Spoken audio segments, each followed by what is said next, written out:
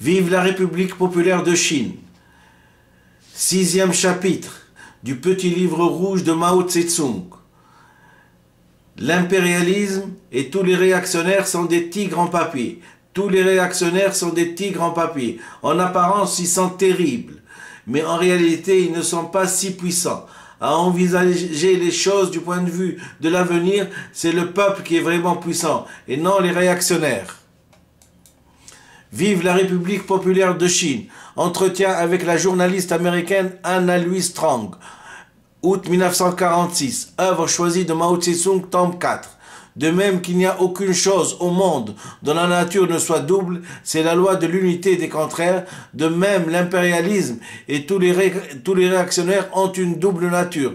Ils sont des vrais tigres et en même temps des tigres en papier. Vive la République populaire de Chine. Dans le passé, la classe des propriétaires d'esclaves, la classe féodale des propriétaires fonciers et la bourgeoisie furent avant à leur conquête du pouvoir et quelque temps après pleines de vitalité révolutionnaire et progressiste. C'étaient des vrais tigres. Mais dans la période postérieure, même leurs antagonistes, la classe des esclaves, la paysannerie et le prolétariat grandissaient et engageaient la lutte contre elles. Une lutte de plus en plus violente. Des classes régnantes se sont transformées peu à peu en leurs contraires, sont devenues réactionnaires, rétrogrades, des tigres en papier. Vive la République populaire de Chine. Et en fin de compte, elles ont été renversées par le peuple ou le seront un jour.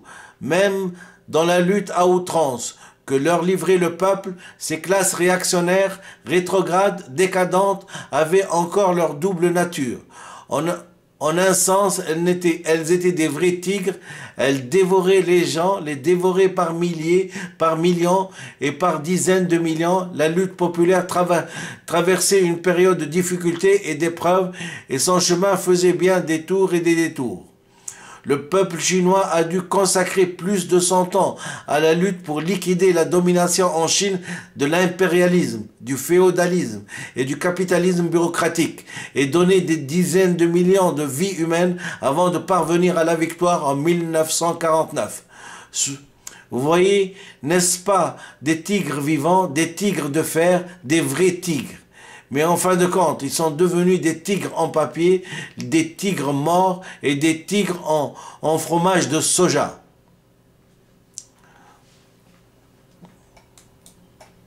Vive la République populaire de Chine. Ce sont là des faits historiques. Est-ce qu'on ne les a pas vus? Est-ce qu'on n'en a pas entendu parler? En vérité, il y a eu des milliers et des milliers, des dizaines de milliers, des milliers et des dizaines de milliers. Ainsi, considérés dans leur essence du point de vue de l'avenir et sous l'angle stratégique, l'impérialisme et tous les réactionnaires doivent être tenus pour ce qu'ils sont, des tigres en papier. C'est là-dessus que se fonde notre pensée stratégique. D'autre part, ils sont aussi des tigres vivants, des tigres de fer, des tigres, ils mangent des hommes.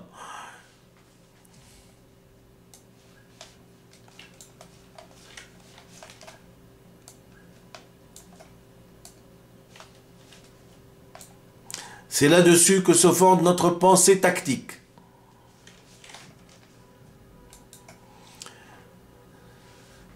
Vive la République populaire de Chine.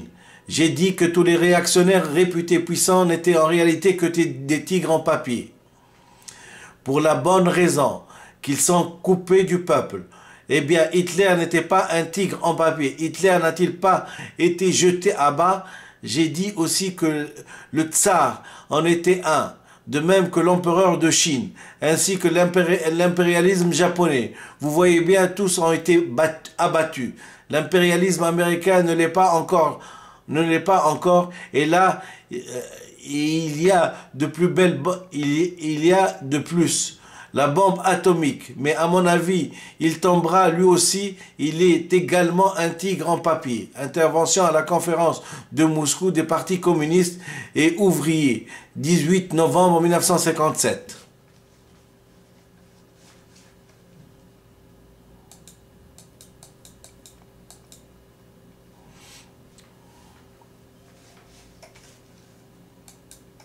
Vive la République populaire de Chine.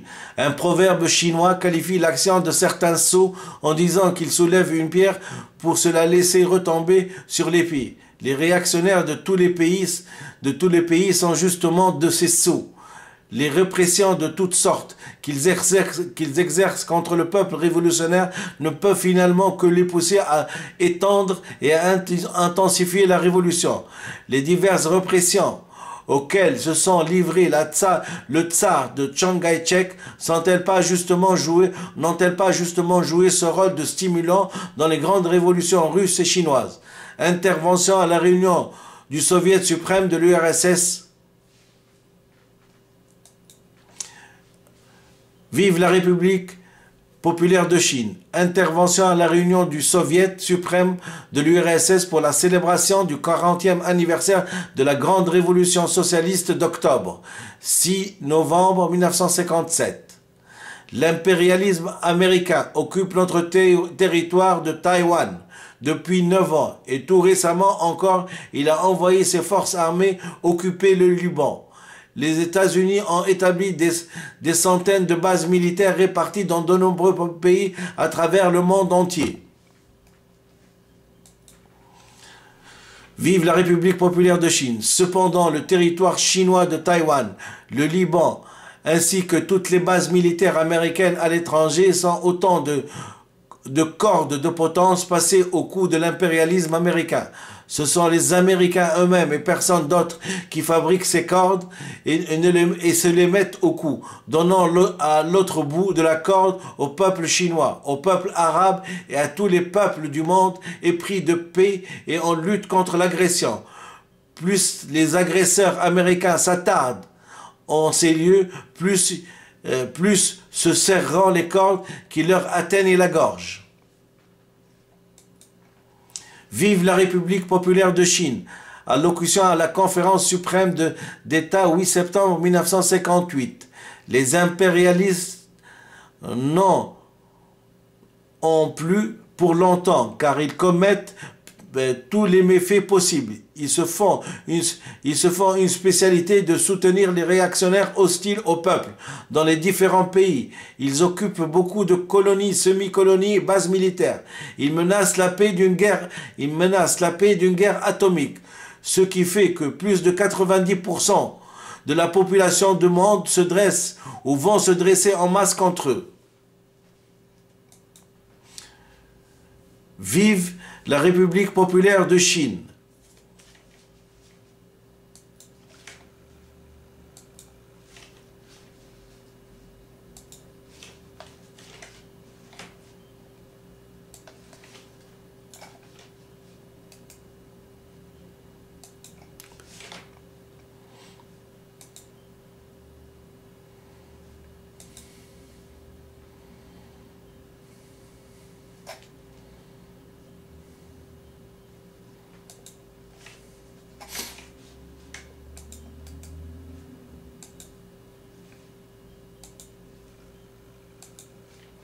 Vive la République populaire de Chine. Les impérialistes sont encore vivants. Ils continuent à faire régner l'arbitraire en Asie, en Afrique et en Amérique latine. En Occident, ils oppriment encore des masses populaires de leurs pays respectifs. Cette situation doit changer. Il appartient au peuple du monde entier de mettre fin à l'agression et à l'oppression de l'impérialisme et principalement de l'impérialisme américain. Entretien avec une journaliste de l'agence Xinhua, 29 septembre 1958.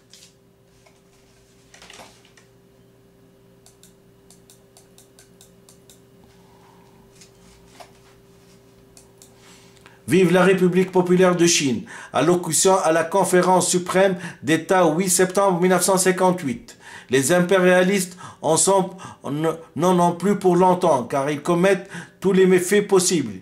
Ils se font une spécialité de soutenir les réactionnaires hostiles au peuple dans les différents pays. Ils occupent beaucoup de colonies, semi-colonies et bases militaires. Ils menacent la paix d'une guerre atomique, ce qui fait que plus de 90% de la population du monde se dresse devant eux ou se dressera devant eux. Ils vont se dresser devant eux en masse. Ils vont se dresser devant eux en masse. Les impérialistes sont encore vivants. Ils continuent à faire régner l'arbitraire en Asie, en Afrique et en Amérique. En Occident, ils oppriment encore les masses populaires de leurs pays respectifs. Cette situation doit changer. Vive la République populaire de Chine. Il appartient au peuple du monde entier de mettre fin à l'agression et à l'oppression de l'impérialisme, et principalement de l'impérialisme américain. Entretien avec une journaliste de l'agence Ushuaïa. L'impérialisme américain dicte partout sa loi. S'est mis une position hostile au peuple du monde entier et s'isole de plus en plus. Les bombes A et H il détient ne saurait intimider ceux qui refusent d'être esclaves. Il est impossible d'endiguer le flot de colère du peuple contre les agressions américaines. La lutte des peuples du monde contre l'impérialisme américain, et c'est laquelle qu'on remportera à coup sûr les victoires les plus grandes encore.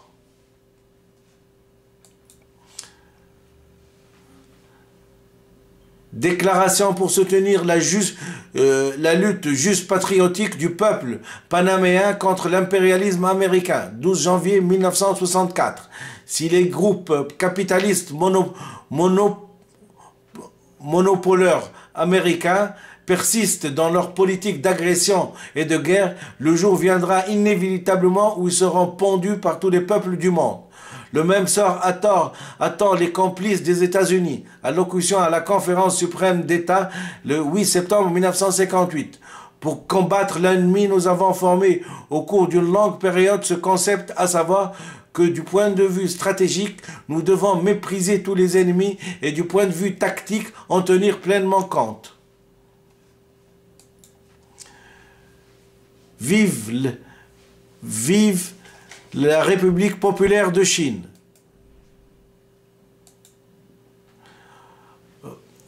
En d'autres termes, nous devons mépriser l'ennemi dans son ensemble, mais n'en tenir sérieusement compte en ce qui concerne chaque question concrète. Si nous ne méprisons pas l'ennemi dans son ensemble, nous tomberons dans l'opportunisme. Marx et Engels n'étaient que deux. Pourtant, ils affirmeront déjà que le capitalisme serait renversé dans le monde entier.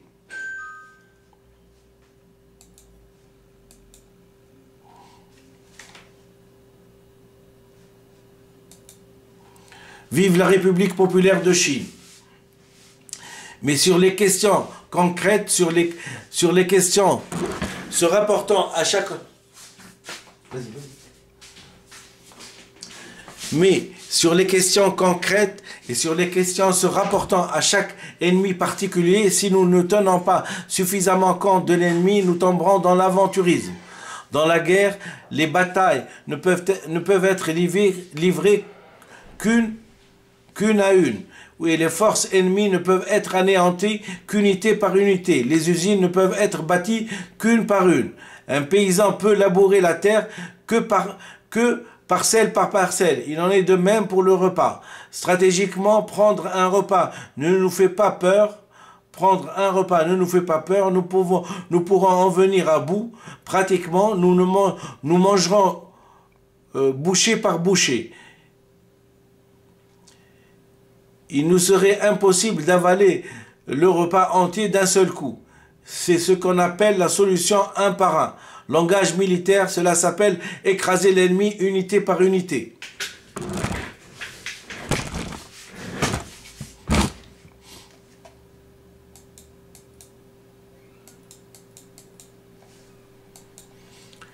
Vive la République populaire de Chine. Intervention à la conférence de Moscou des partis communistes et ouvriers du 18 novembre 1957. Intervention à la conférence de Moscou des partis communistes et ouvriers, 18 novembre 1957. J'estime que la situation internationale est arrivée à un nouveau tournant.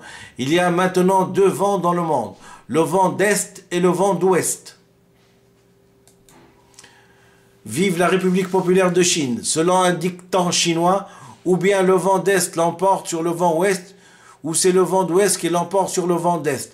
À mon avis, la caractéristique de la situation actuelle est que le vent d'est l'emporte sur le vent d'ouest, ce qui signifie que les forces socialistes ont acquis une supériorité écrasante sur les forces de l'impérialisme. Intervention à la conférence de Moscou des partis communistes et ouvriers du 18 novembre 1957.